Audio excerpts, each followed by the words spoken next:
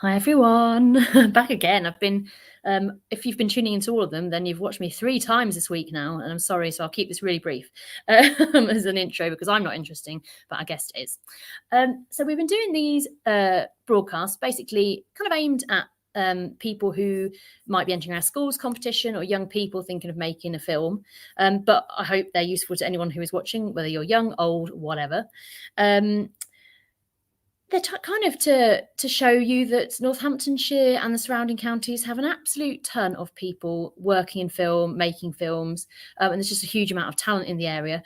So you are in absolutely great company to hopefully make some of your own films. And if you're watching this live, if you want to ask some questions, whatever platform you are watching on, you can ask them in the chat. If they're great film-related questions, you may get your name come up on the bottom, which, fame at last. So yeah, put them in the chat. Obviously, if you're not watching live, then don't ask questions in the chat, but you are welcome to get in touch with us via our website if you've got questions for Kate, but equally if you've got questions for, I don't know, Screen Northants or about the film competitions or the film festival in any way, you are welcome to reach out. Just because we're not live, if you're not watching this live, doesn't mean you can't talk to us. So I said I'd keep that short and I didn't, so I'm very sorry, everybody. So without further ado, I am going to bring in Kate. So Kate Dow has worked with Screen Northants for a little while, but has a lot more going on than just Screen Northantsy stuff. Thanks for joining us, Kate, on a slightly gloomy Thursday.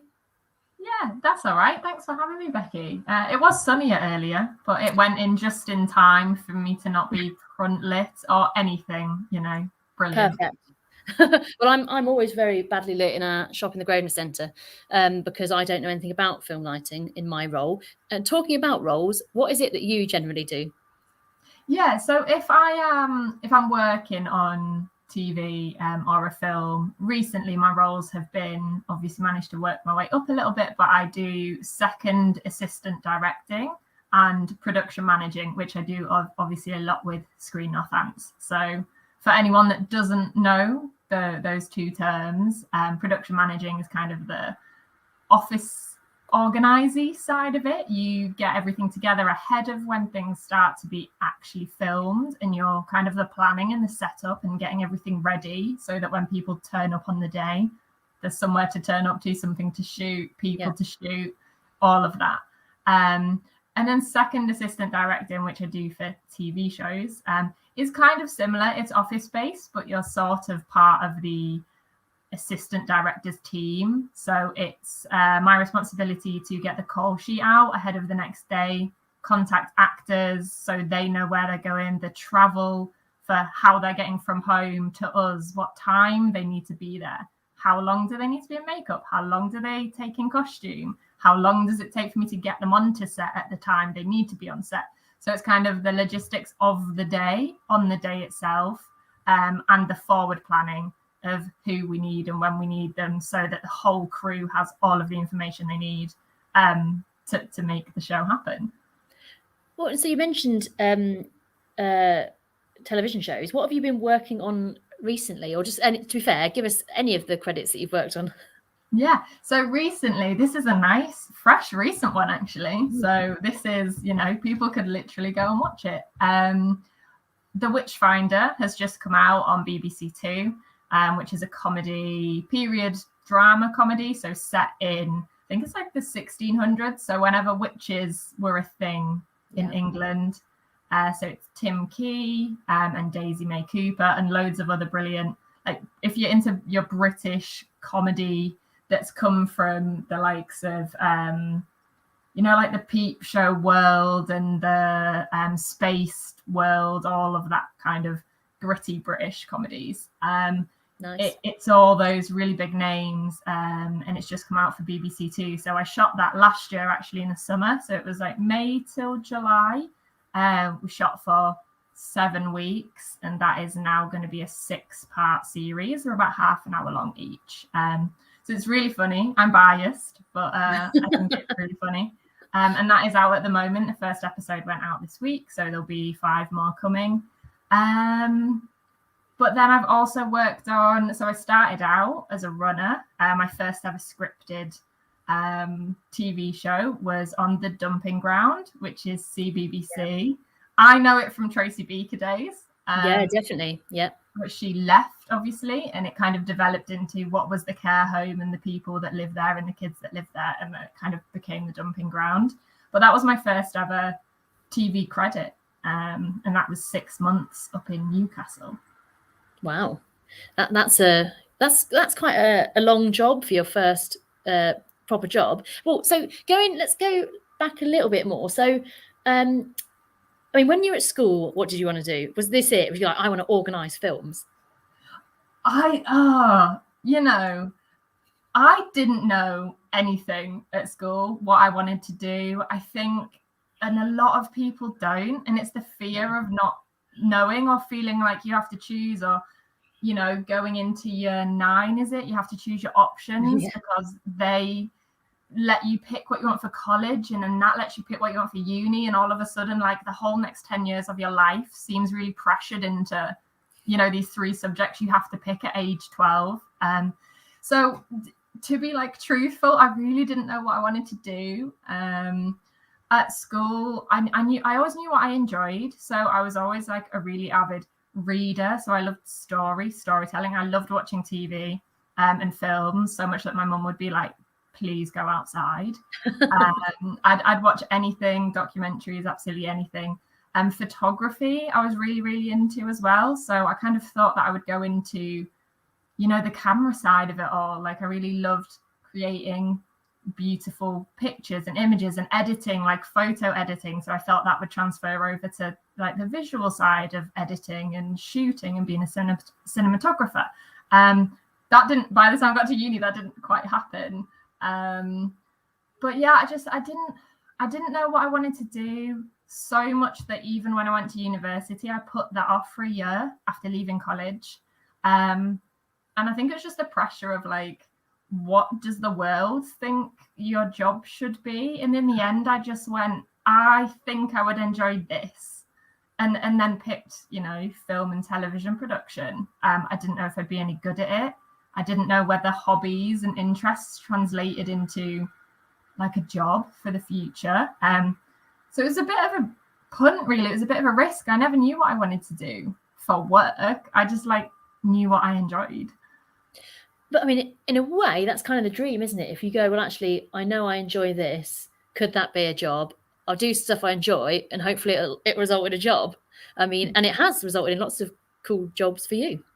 Yeah, it definitely has. And they've developed now, and I'm now more in the organizational side of it.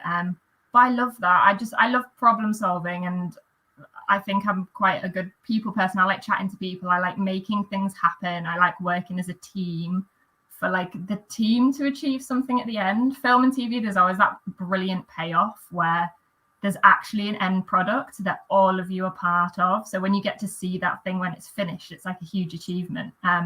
Which for me, in like normal, what I would have called back in school as normal jobs, there's not so much of an interesting payoff. You don't like show someone the accounts that you've just done that day, or like typical office jobs or typical jobs that were normal back then. I think things are changing though. I felt the pressure of what I was interested in.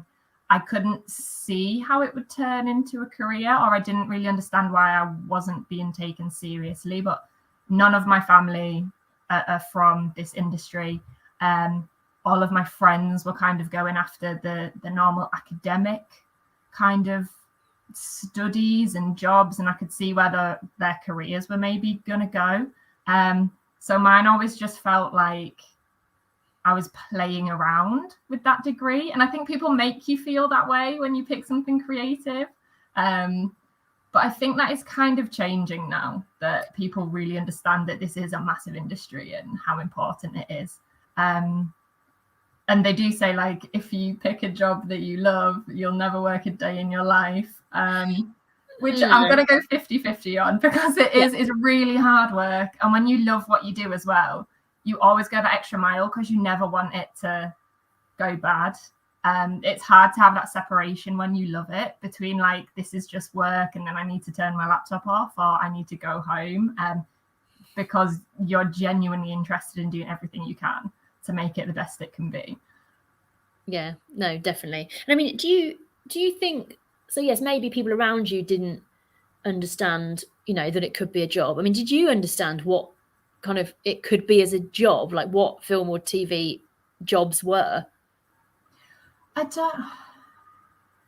think going into it, no, I didn't really understand the industry.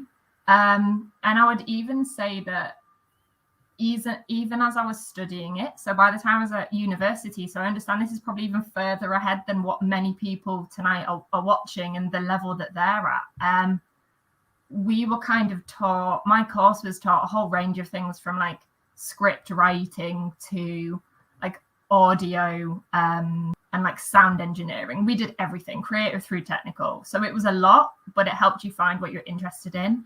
But it was very much task-based or equipment-based. I still didn't understand like how the real world worked or what the job descriptions and stuff were, because you're kind of in that bubble of, oh, at uni I direct and I produce and I edit and I do this, and like I can do all of those things, but it's so hard to understand what those roles are in the real world and which one that you would want to go after, because they're very specific, aren't they? Like if you like cameras, in the camera department, as you go through the roles, it's like the certain amounts of the kit that you're allowed to use or touch. So it's like that hierarchy of, I could specialize in this one piece of kit, and in the real world that is probably an entire job that you can be brilliant at. But it's so hard to understand that until you've kind of experienced it. But obviously that's what you do through this, is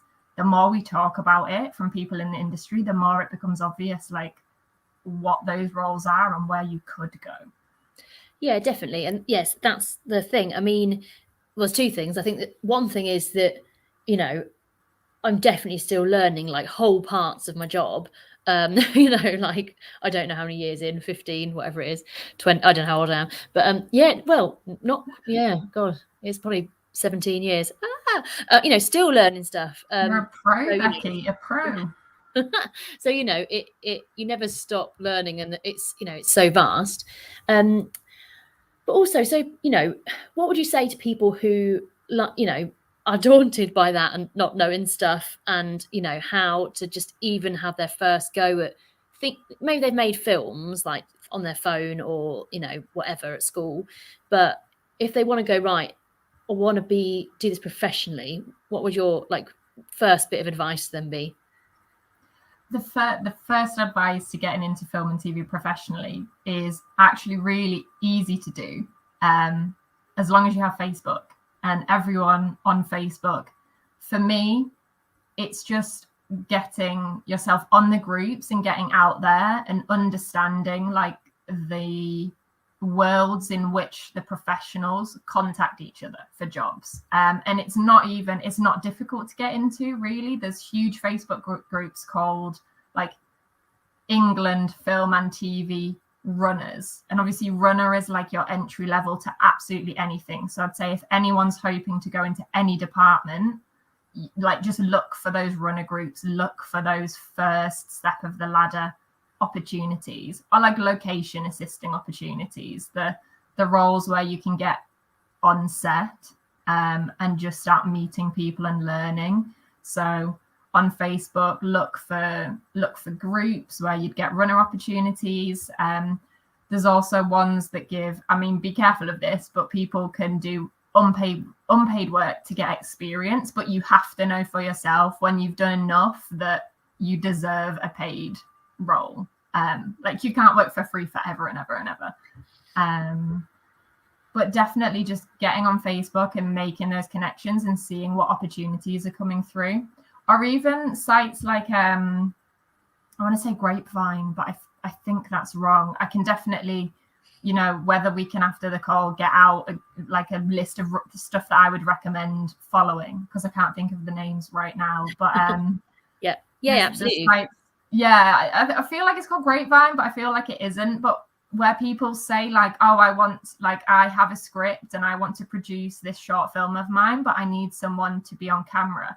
and they're all unpaid. They're all like little grassroots level stuff, but you can make those connections with people that you don't know, that aren't in your friendship group already, but are of a similar level to you. And I feel like quite often that's the next barrier, is if you don't have any friends in your immediate circle who are interested in making stuff with you, it's really difficult to, one, do it all by yourself, or two, like keep innovating and keep being creative when you don't have people to bounce ideas off, or you don't have new people around you to influence you.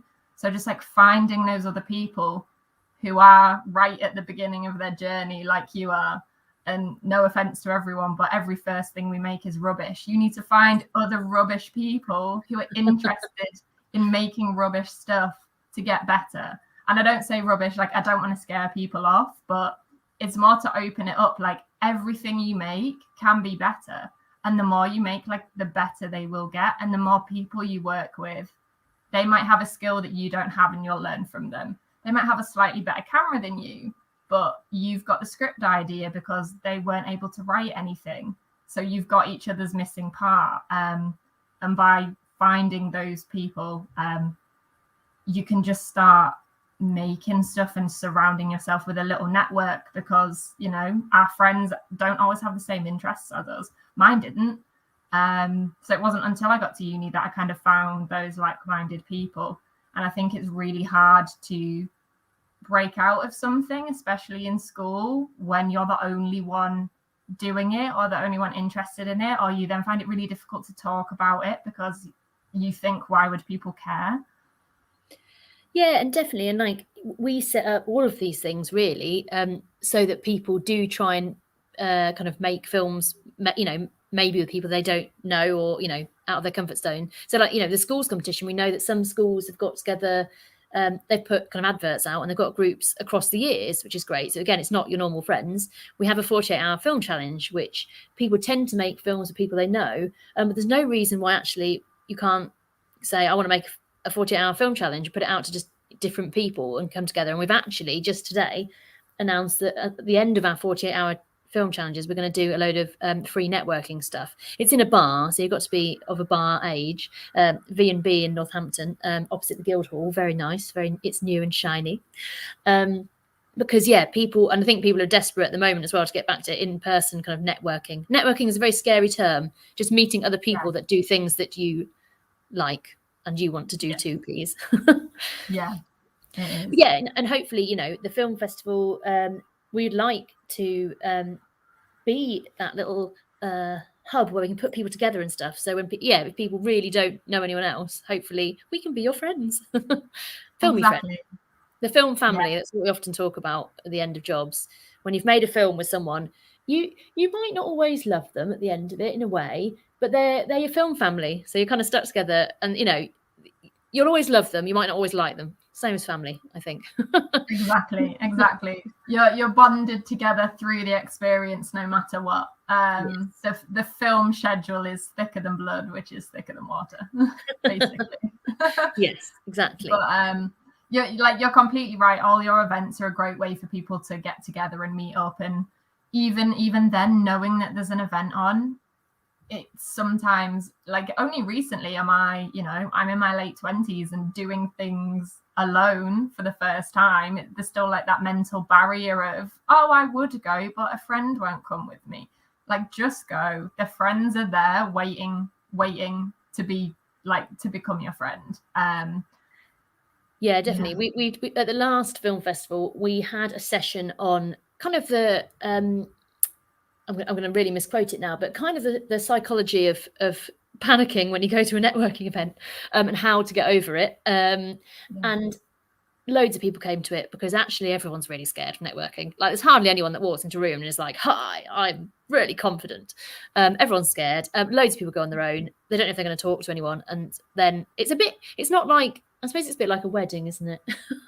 Where actually you go, oh no, I'm going to be stuck with people I don't know on a table. We're going to sit there for hours. And by the end of it, best friends, and you're dancing to goodness knows what at midnight. Anyway, that was a weird analogy. No, like it makes sense though. And the thing that I found with getting over for me, it wasn't fear. It was just like, how do I start talking about something and people don't think I'm an idiot? But I was, because I didn't know much. But the best way is to just always like ask questions, but show that you're interested, because people love to talk about themselves and their own experience. Like I can talk, you're asking me questions, I can talk for hours about what I've done. But sometimes that nudge to start talking is difficult. So if you have one or two starter questions, even just like, what have you worked on recently? What are you working on? Like people would just start talking and you'll find common ground after that. And when it's a large event and there's loads of people there, I always just think there's like safety in numbers. If you're not getting on with someone, you can move on. And, you know, if you had a really bad encounter, they might remember it. But if it just wasn't working out and you weren't interested in each other, you move on. They won't even notice you in that night. You won't even remember them. All you need to say is, really nice chatting to you. I've set myself a challenge. I'm going to chat to 10 new people tonight. There's 45 minutes left. I hope you don't mind. I'm just going to move on. Like, just say you've set yourself a challenge. And then it's got nothing personal to do with them. You just say, thank you so much. I still need to chat to 5 people tonight. I've set myself a challenge. I'm going to head over there. Have a nice evening. And you can so easily get out of something if you think it's not going the right way. Yeah, and we try with the networking to kind of pair people up based on what they want to get out of the evening. We don't interfere too much, but, you know, we usually get people not just to say who they are, but actually what they want, like why they came, because actually it just cuts out a lot of those useless conversations. And actually, if you say, I want to get some runner experience, and there's a director over there making their first feature film, great, let's get you together. You know, and the conversation's already started because we've helped make that happen, hopefully. Worst case scenario, you can just talk to me, which will put anyone off and will make people talk to other people. And right, well, we've gone on for like 20 minutes already, but I do want to ask, and do you know what? I've already asked this. I'm going to ask it again anyway. Like, so if someone is thinking of making a short film to enter the film competitions, in fact, if they're watching this live, we've just extended the deadline. Because our judges aren't going to get to watch them till April, so they may as well have to April to make them. So you've got, you know, nearly a month left of filmmaking. So if people are thinking about starting to make a film, what top tips would you give them, or things to just absolutely avoid making their kind of first-ish short film? So top tip would definitely be to give yourself some obstacles. Like if we're talking about people who haven't even got started yet because they really want to make something, but you know, the like sight or the view of that white blank page can just be so overwhelming. Like, what is my idea? I have no idea. Give yourself some obstacles. Say like you know, if you can't afford to, like there's no budget, absolutely no budget, you can't afford to go outside, the weather's terrible, you know that shooting outside will be really risky and your camera's really old and you don't want to break it. Okay, has to be inside. So it has to be a story that we can tell inside. Like in the house that you live, your mum's not going to let you take over the kitchen. She's not going to let you take over the living room. It would be dangerous to take over the stairs. Your own bedroom. Okay, what story could be told in your own bedroom? Like, look at what you actually have, like to make it as easy for you as possible from like a logistics point of view.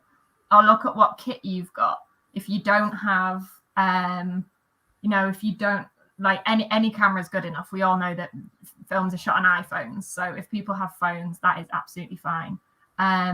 You know, if the light in your bedroom is really harsh and nothing's going to look nice, but you don't have other lights that you can use, it's a story set in a bedroom, but maybe shoot it at night time and only use the lamp as the light source, or no lights at all, and you can use a phone with the phone light as the light source. So, you know, is it a story of someone stuck at home for the first time, that their parents have gone out for the night and the power goes off? Like, and they're stuck in their bedroom. What are they trying to do? Like, what's the story there? Is it something that happened to someone as a kid and they had a complete meltdown and a freak out, and the story is cathartic for them to like get over that and tell the story? Or something really funny happened. But for me, it would just be give yourself obstacles and barriers, and then the story options become so much less, and it's so much easier to come up with something. So that would be like top tip number one. And then the other part of your question was... Well, things to avoid. And what awful things have happened to you on shoots that people should avoid? I would say definitely avoid working somewhere where there's lots of general public if it's some of your really first films, because it becomes a definite, not science, but almost a science. You learn ways of being able to steer people who are interested but unhelpful away from the thing that you're trying to achieve. Yeah. And you need a lot of bodies for that. You need a lot of people there who are confident in themselves to be able to like deal with that situation. So I would say if you're really wanting to get started, to just do something as much as you can in a controlled environment. Yeah, that would just be my number one pro top tip. And always like just take a break and give people some food, or make sure people bring their own food, because if you're hungry, you're just going to make a terrible film. It's very true. We always say, you know, a film, like the tea table is the most important bit of any film, really. If people haven't got a cup of tea, then it can all fall apart. Cup of tea and some branded biscuits. You can cheap out on other things, but if people don't have their branded biscuits, they're just going to be so upset all day. Yeah. Give them the chocolate digestives. There you go. Top tip, chocolate digestives.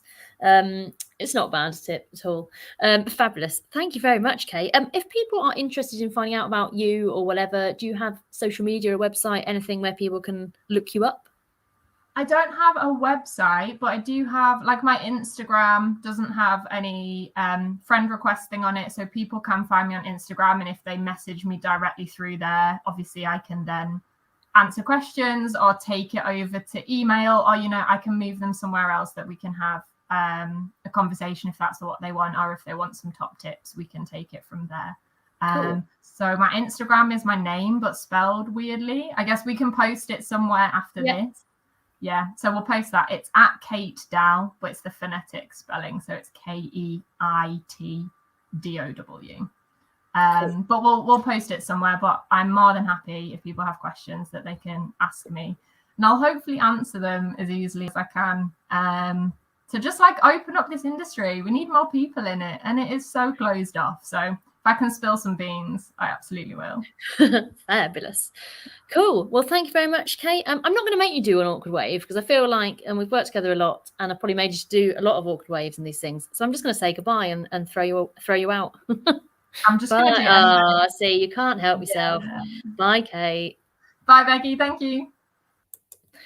So yes, there you go. So she's right. Olivia, who we started this week with, was saying, you know, flatter people, reach out to people. If you've flattered them, you can probably ask them something and they'll probably respond. And I think that's really good advice. So we've just updated, again, if you're watching live, the film festival website with the judges that we've got for competitions. So we've got the first two that we've announced. Callie Cook, who's an actress who's doing loads of amazing things for Sky, Netflix, and is currently filming for a Disney Plus series. She's from Northampton, went to Campion School, and she's coming back to judge for us. And also Jim Mooney from Emu Films, who was the producer of the show that shot in Northampton. It's the Alan Moore, Mitch Jenkins feature film, which has been a huge part of Northampton Film Festival since the very beginning, as we just filmed... they just filmed the show as we started the 2019 pilot. So everyone on that was basically a judge. And it's how we met Kate. Oh, my life. So what a circle. Because that is what it is about. Networks, very small industry. And basically, once you've met someone or got someone in your network, like Jim, we've never let him go. That was 2018, I believe. So check out the website, Enter Films, get in touch, because we, again, also like to talk. Flattery would also be very welcome, because everyone's got a big ego. Yay! All right, cheers. Goodbye, everybody.